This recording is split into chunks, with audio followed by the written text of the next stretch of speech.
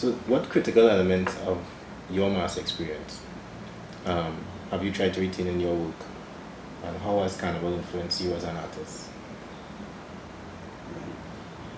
The way Carnival is where it started. Even before you knew you were what they call an artist.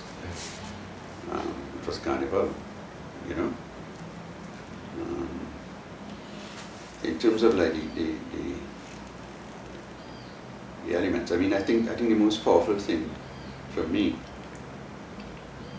in Carnival has been the energy for participation, that impulse, that inclusiveness, that which is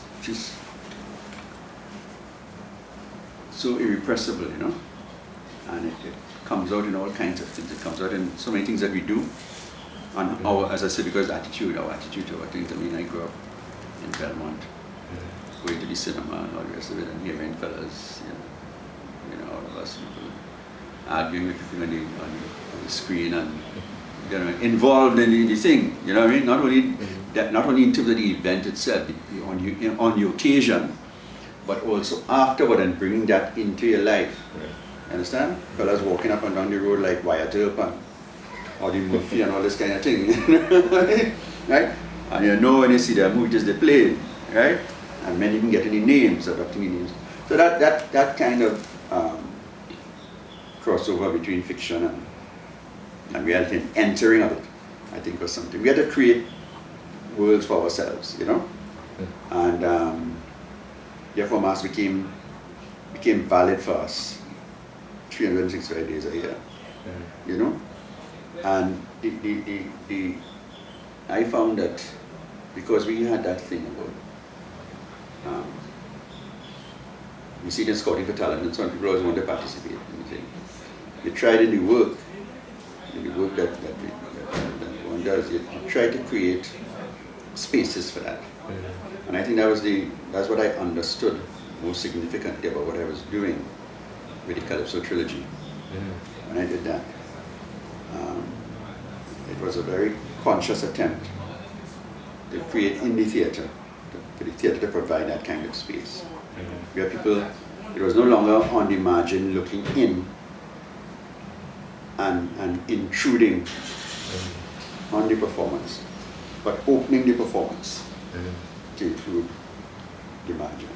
Whatever was there on the margin then becomes on the periphery, then becomes part of the performance, you know, very conscious. That's what we wanted. So it was those plays were very empowering plays to people in a couple of ways. I mean, it wasn't only the physical invitation to come on stage and participate. Yes, that, yes.